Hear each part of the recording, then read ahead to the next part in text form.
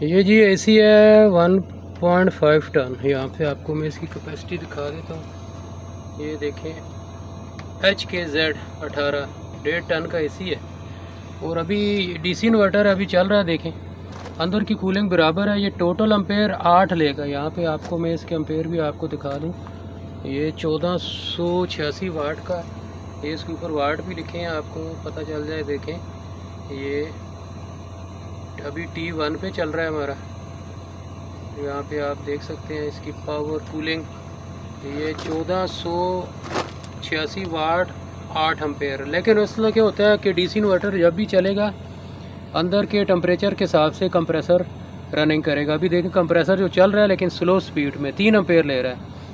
तो जो ही अंदर का टेम्परेचर बढ़ेगा, यानी ये सेट पॉइंट से ज़्यादा है, मसलन हमने 20 पे रखा हुआ है टेम्परेचर और अंदर का टेम्परेचर 20 से ऊपर 30 हो गया तो कंप्रेसर फास्ट होगा, अंदर तेज़ चलना शुरू हो जाएगा। तो यहाँ पे एम्पेयर 8 आ जाएंगे। फ़िलहाल ये अंदर टेम्परेचर करीब आ रहा है सेट पॉइंट के, तो ये अपना रफ्तार स्लो कर दी और एम्पेयर भी 3 पे आ गए।